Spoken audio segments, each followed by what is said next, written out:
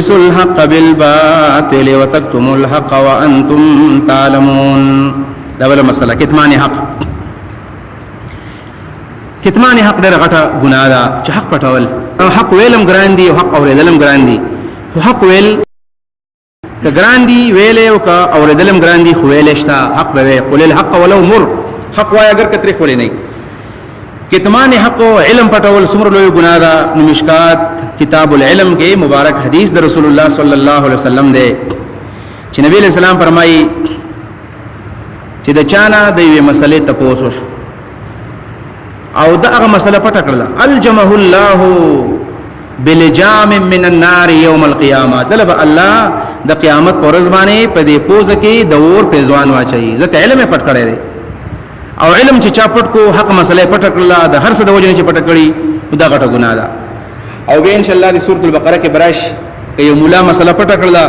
کې غلط بیان کړله دې توبه غوړدانه د شدار د شپې را پاسې کې الله ته وجړی الله غلطي میکړه ما معاف کا. دې مطلب دا دی چې الا الذين تابوا واصلحوا وبينوا درې شرطونه دي ورلا. عام طور د عام خلکو د توبې لپاره دوه شرط دي الا الذين تابوا واصلحوا بس توبه وستلو عمل ټیکو. د مليانو توبه ګرانه ده. مليانو توبه کې درې شرطونه دي الا الذين تابوا له توبه بسي واصله خپل عمل بټیک کی او بیانو کما غلطه مسلې چې بیان کړي وا هغه بیان کی چې خلکو دا مسله می غلطه بیان کړي وا د اوس پورې می تاسو ته غلطي خبرې کړې وي اوس پوه شوم لہذا اوس دا خبره ده سیدا او په دې کې یو شرط کم نو دا توبه نه ده. امام ابو حنیفه رحم الله فرمایي وی مولا به توبه په منبر باندې وباسي دا به خلکو ته چې زماره دي ګناه توبه ده چې خلکو ته پته ولګي چې دا دین دی او دا غیر دین دی. نو الله ولا تلبسوا الحق بالباطل ولا تلبسوا الحق حق مګډوډ کوي بالباطل په سبب د باطل باندې با یا سبب یا دا ولا تلبسوا الحق بالباطل حق مګډوډ کوي په سبب د باطل باندې. څنګه د باطل په سبب باندې حق ګډوډ کول مطلب دا حق د بیان کړی دی مسلې د ټیک بیان کړی دی خطبه کې لږ شانی بیا ریږي چې را دا خو مرتبه کړل بری کې ماته نقصان دی بیا وته لږ شانی خبره بل شانتي وکي د دې لپاره چې تاسو به کې خیر راشي. د دې باطل پوجي په هغه باندې حق مشتبه کو هغه مخکې خبره ټیک بیان کړي وا او اوس دې ورته ورانه کړله. ډېر کړه داسې د مليانو نه کېږي چې مسله بیان کې بیا ورته دنیايي نقصانی په اخر کې به خپل خبره وکي چیرته دا ګناه ده. یو دا معنا ده با سببیا بل به کې بعد مصاحبت د پاره ولا تلبسوا الحق بالباطل حق مګډوډ کوي د باطل سره چې حق او باطل ګډوډ یو شان بیانې صحیح حدیث او ضعیف حدیث پکې نه ګوري خو د خلکو اصلاح پکار ده د خلکو اصلاح پکار ده. نو هر کس هر څنګه دی ویل دا واعظین اکثر په جنازو کې کم تقاریر خلک کوي یو لري کیسټو کې لکه مليان د کوم مسلې بیانې دا د جنجال بچا قصه ده او د پلاني بچا قصه ده او د پلاني بزرګ ولي قصه دروغ قصې وي او خلکو د سر خوځي جاري ورته ډېر خپل قصې وکړلې د سیمه کوي ولا تلبسوا الحق بالباطل حق مګډوډ کوي د باطل سره چې دوه یو شن بیانې حق بیل بیان کا باطل بیل بیان کا حق وایا باطل ته باطل وایا. وتكتموا الحق ولا تكتموا الحق په مخکې جمله باندې عطف ده ولا تكتموا الحق حق م پټوي وره وانتم تعلمون حال در تاسو کویږي چې په کتمان حق څومره ګناه ده چې حق وای پټي څومره ګناه ده پکې حق ګډوډ بیان د باطل سره څومره ګناه ده پکې لہذا ما کوي څه کوي درې کارونه کوي تاسو واقيموا الصلاه منس کوي په جمع باندې واقيموا الصلاه منس کوي واتوا الزکات زکات ورکوي مع الراکعين رکوع کوي د رکوع کوونکو سره زکات ورکوي رکوع کوي د رکوع کوونکو سره رکوع کوي د رکوع کوونکو سره معنی امر د په جماعت باندې منس په جمع کوي یا خودلتا منځ او زکات مراد دي چې منځ کوي او زکات ورکوي مبعینه منځ او زکات مراد دي او دا اهم عبادتونه دي. قران کې 32 دسه مقامونه دي چې باغې کې صلات او زکات یو ځای بیان شوی دي 32 او دا هغه عبادت چې آدم علی السلام نه تر د اله عهدنا هاذا رسول الله د زمانه پورې دا دوه عبادتونه په هر یو شریعت کې وو. دوی معنی دا لكل آیت ظاهر و باطن د هر آیت یو ظاهر معنی یو پټ معنی باطن معنی دا صلات بدنی عبادت ته زکات مالی عبادت ته معنی دا واقیم الصلاه بدنی عبادت کوي واتو زکات مالی عبادت هم کوي مال او جان دواړه دین قربان کوي دایمانه شوا ورکو مار راکین رکوع کوونکو سره یا حکم له په جمع باندې جمع کوي تاسو. احناف مذهب دار جمع کول سنت مؤکد ده او ابن حزم متفرض وي او بعض علماء ته فرض عین وي بعض ته فرض کفایي وي. هو اهم عبادت ته او اهم اهمیت دینه معلومیږي چې نبی علیہ السلام فرمایي د جمعه د غونډې مونږ د جمعه نه بغیر بل ځای نه کیږي لا صلاه لجار المسجد الا فی المسجد ایو هغه حدیث چې رسول الله منزل راغې په جمعات کې غنا نه وا نو الزما دار مان دي د مشوق دی چې زو د ځان په بل څوک مخکې کما او نور کسان بوزم لرګي دا جمع کوم څوک چې جمع منزل نه راځي داوود کورن وسه زمانو جمع اهم عبادت تر دل پکار دي او دین ورمانه دا ون ورکو مارا کې تابعداري کوي د تابعداري کوونکو سره بس دي ښا وقوفي به ورستوي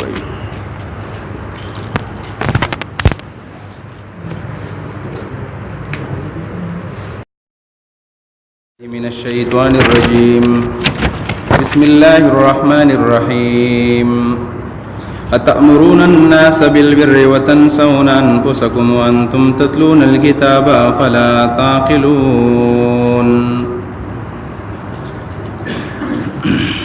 دا یو بل مضمون دی آیت کې چاغیتا ویل کېږي ترک العمل بالقول په خبره باندې عمل نه کول بل دعوت ور کول او ځان لا داغه په مخالفت کې عمل کول داغه مخالف عمل کول په دې باندې وعید راغلی دی او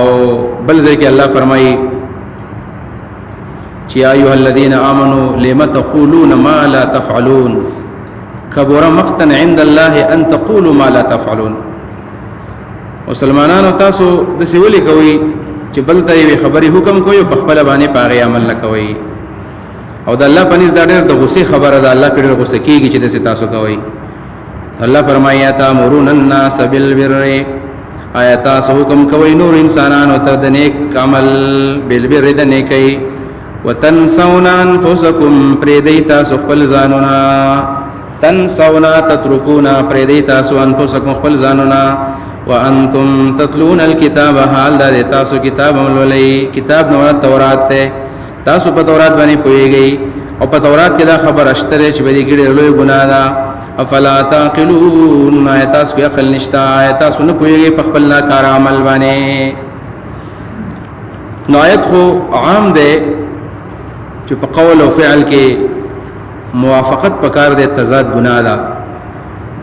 علماء د دې سو شای نزول بیان کړی دی هغه شای نزول دا دی چې نبی علیہ الصلوۃ والسلام بخاری شریف کې دا روایت ده په مدینه کې د نبی علیہ السلام یو خادم دی هغه يهودي و هغه بیمار شو نبی علیہ السلام خپل لاړو چې کله خپل لاړو بیمار دی نبی علیہ السلام ورته یا بني يقول لا اله الا الله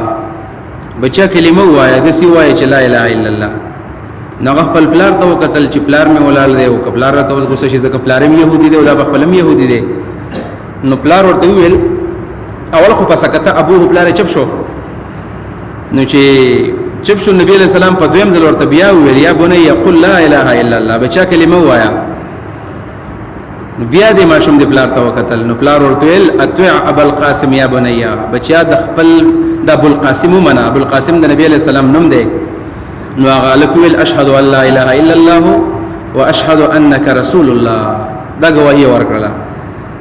نو رسول الله صلی الله علیه وسلم راوته او ویل چې الحمد لله الذي انقذه الله من النار الله لرحمت او ثنا دا چې دا ماشومه د اور نه بچ کو بخاری دې باب کې دې باب اذا اسلم الصبي په دې باب کې دا حدیث مبارک راغلی دی ګوره دې پلار خپل بچی ته ویل چې د ابو القاسم منا او په خپل باندې نه مني نو الله تعالی وی تأمرون الناس بالبر وتنسون انفسكم وانتم تتلون الكتاب افلا تعقلون دا سنورم ډېر واقعات موجود دي لکه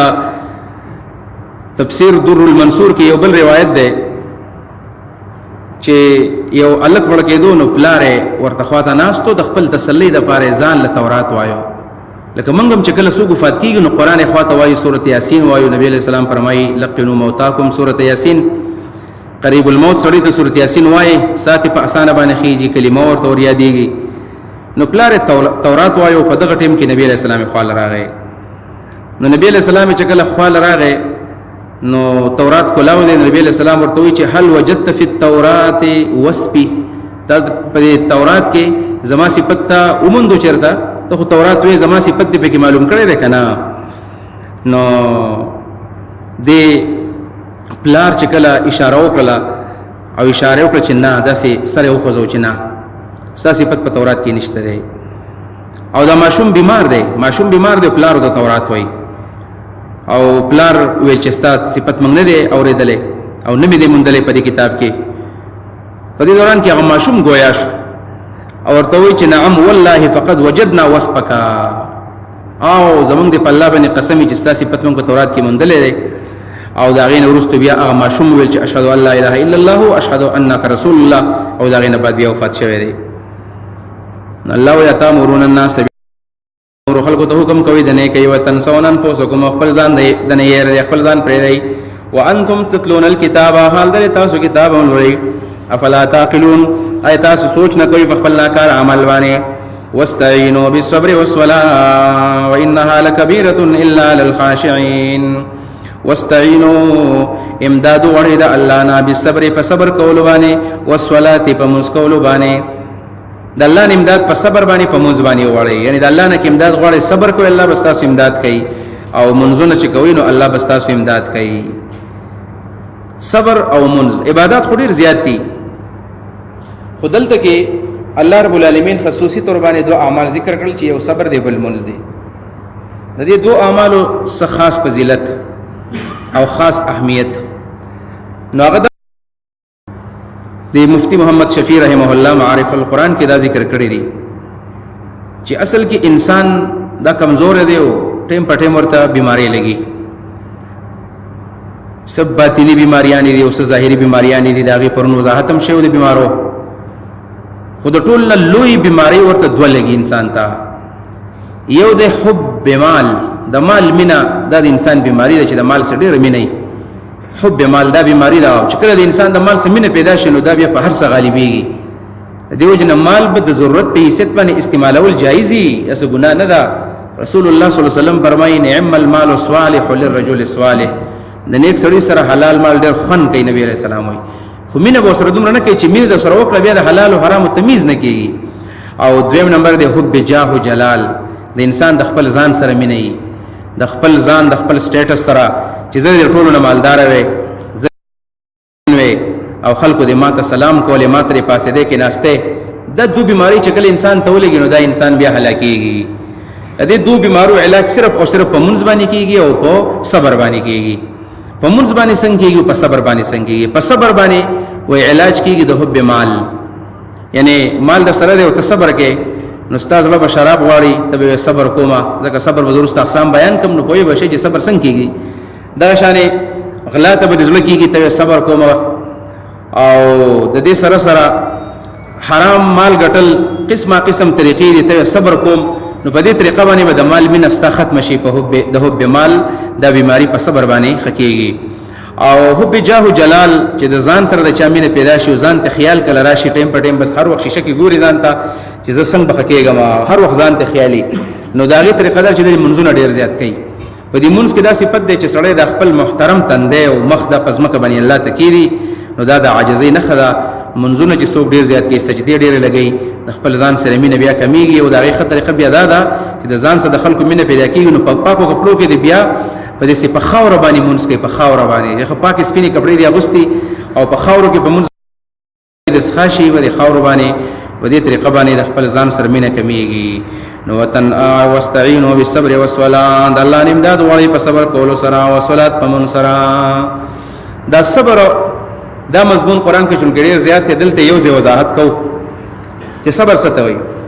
نو صبر په لغت کې ویل کېږي الصبر المراره ترخواله ته ویل کېږي ترخواله صبر په لغت کې ترخواله او صبرم ترخ دی لکه یو شاعر وایي الصبر مثل اسمه مر مذاقته لكن عواقبه احلى من العسل صبر چې دی مثل اسمه مر مذاقته د نوم په شان دی سکه ډیر زیات ترخه ده خو لكن عواقبه احلى من العسل خو د انجام د شهد د غبنم ډیر زیات خوږ دی چې انجام ډیر زیات خره او یا علماوی الصبر ساق لكل عمل صبر د هر عمل پندای د پندای چې صبر در پکې عمل به ټینګ پاتې شي صبر دې نه کوو بیا عمل ختميږي د صبر اقسام وورا چې صبر به انسان څنګه کوي شریعت کې کوم اقسام دي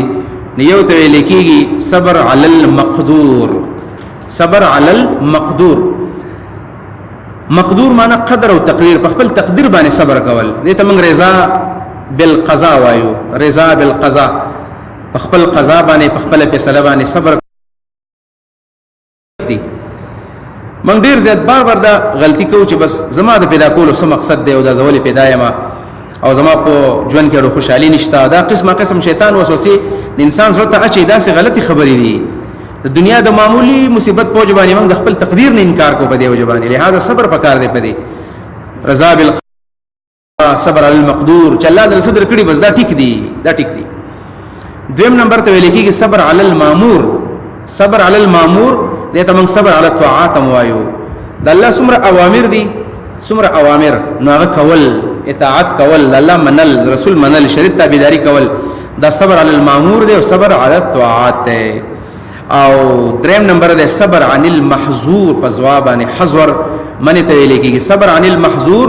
دې ته موږ صبر عن المعاصي وایو د ګناهونو نه صبر کول څومره ګناهونه دي الله دا مکه وي دا څومره نواهي دا غي نزان منه کول دا صبر عن المعاصي ده صبر عن المحظور ده الله وی واستعینوا بالصبر والصلاه الله نیم دا دواړي په صبر کول باندې په منځ کول باندې وانها لكبيره الا للخاشعين وانها دا انها کی ضمیر ستر راځي د استعانت ته په دې استعینوا دا خو په امر دی ناغه تراجه دی وانها یقینا دا استعانت دا امداد غختل یا دا صبر او منځ کو الله یو خو دی یو خصلت ته نو دې خصلت تراجه دی وانها یقینا دا خصلت او دا صفت لکبیره ډیر ګران کار دی الا على الخاشعين مگر په خاشعين باندې ګران نه دی مگر په غوي باندې آسان دی خاشعين چاته لګيږي خاشعين خائفين د الله نه یریدونکي خاشعين معنا متواضعين عاجزي کوونکي خاشعين معنا المؤمنين حقا صحیح مسلمانان او خاشعين معنا المصدقين بما انزل الله چې نازل کړي پاغي باندې صبر کول او پاغي باندې تصدیق کول الذين دا خاشعين یوسفت الذين دا خاشعين خلق دي يظنون چې دي یقین کوي دلته ظن يظن ظنن او ظنن ګمان توي خو عربی کې دا یو نه خیا ده کا چې د ظن نه اخو لفظ د ان یا د ان راغی نو بیا به الته د یقین معنا کو د سیمانا وکا الذين لا خاشعين خلق دي يظنون چې یقین کوي انهم چې بشک دی ملاقات ربهم ملاقات کوونکې دي د خپل رب سره زکه چې په ګمان باندې سړی عمر تیرې چې زما ګمان دي چې د الله سره ملاوي ګمان خو ایمان نه دی یقین معنا وکا چې یقین کوي چې دی د خپل رب سره ملاوي او انهم بشک دی الیه دی الله تراجعون واپس کېدونکې دي